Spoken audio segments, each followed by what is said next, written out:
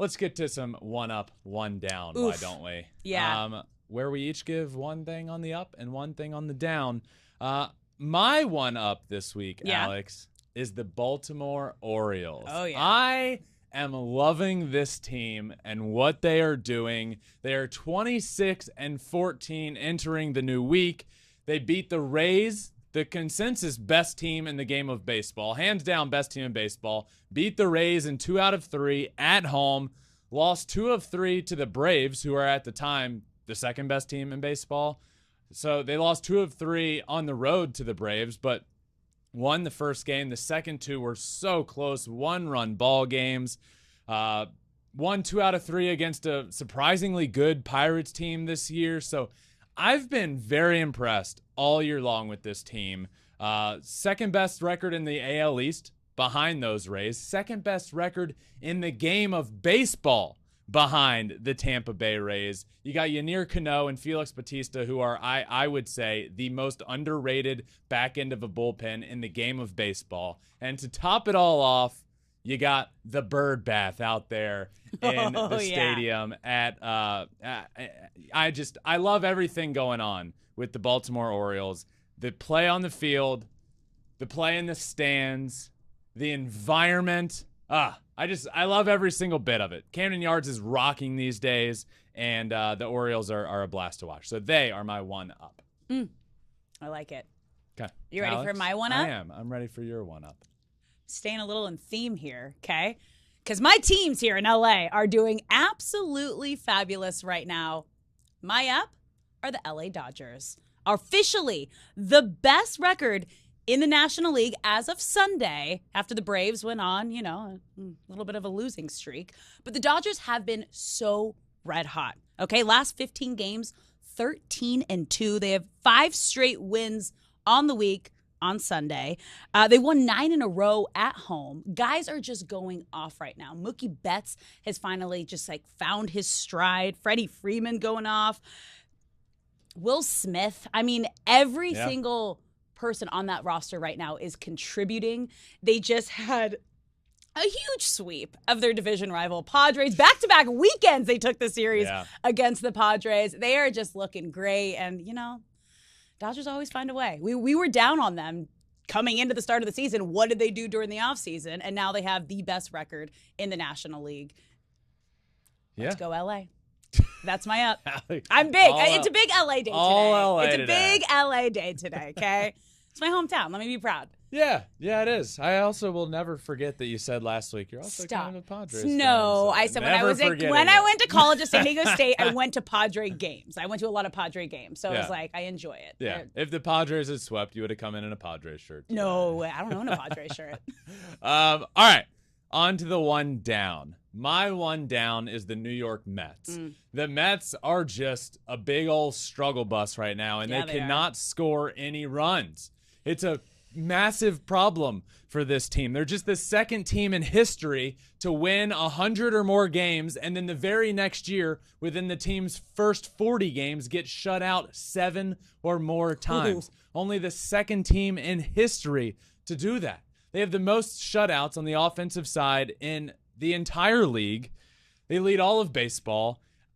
It's so frustrating to watch them right now because they've spent all of this money on a good team, and for whatever reasons, yes, you've had some injuries mixed in there. Scherzer out for a bit of a stretch, and then Justin out until just recently, so they're starting to get healthier, but this problem comes on the offensive side, and Steve Cohen himself knew it. That's why he signed Carlos Correa and said he was the missing piece offensively. Well, then whatever happened with what happened with Carlos happened. The deal didn't happen. And next thing you know, it's clear they are missing an offensive piece. And yes, there are pieces in that lineup that they are counting on that need to be good. Francisco Lindor being one of them, who just haven't been great yet. But this lineup is to a point where if your stars aren't firing on all cylinders, the team isn't going to be very good. And right now, the New York Mets are just not very good. So it's been a frustrating stretch for them. You build up your record. Over the course of a 162-game season, you build up your record by beating up on bad baseball teams, right? And they just haven't been doing that.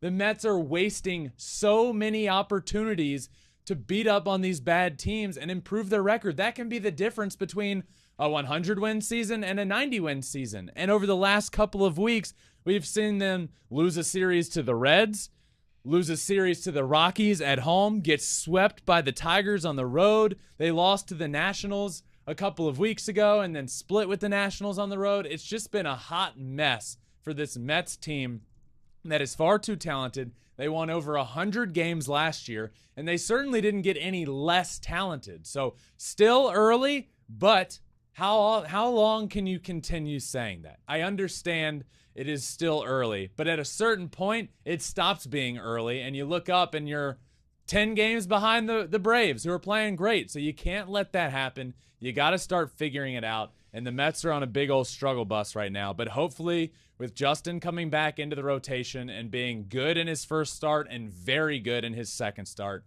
Max looking very good on Sunday in his start there, they're getting a bit healthier. But offensively is my concern. So hopefully they can turn it around soon. But they are my one down this week. Alex, I'm interested in yours. Yeah, we were just talking about them a moment ago. Ah, yes. Yeah, my one down this week is the San Diego Padres.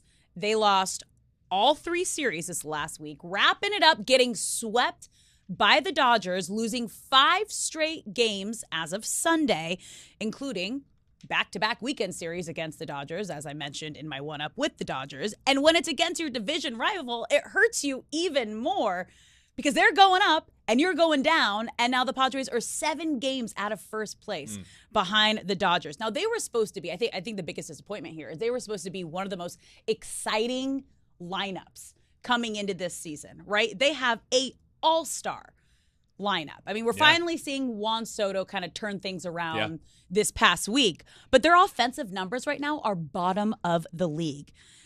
Their runs per game, they're at 24th.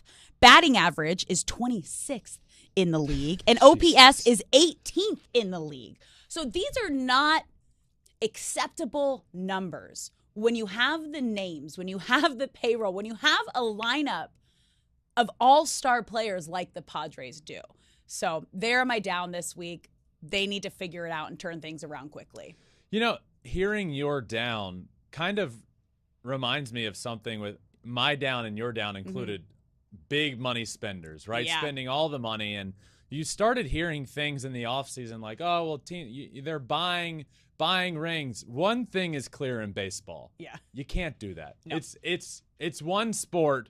It might be the most obvious sport where you can't buy a championship. And I hate to keep picking on and pointing out the Angels. Yeah, 2 of the best players in the league. You have 2 of the two best players in baseball, and you haven't won anything. And you haven't even been to the playoffs more than once in a decade, and that was just in one series. 3 games swept. Yeah. Bye. So, and this year, a prime example, the New York Mets and the San Diego Padres. Will they be in the playoffs when all is said and done?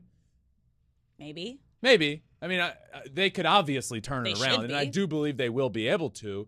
But we're seeing this now. You can't spend the money, and all of a sudden, next thing you know, you're competing and in line to win a championship. So both of our teams spend a lot of money and they're not rather mediocre. Doing great.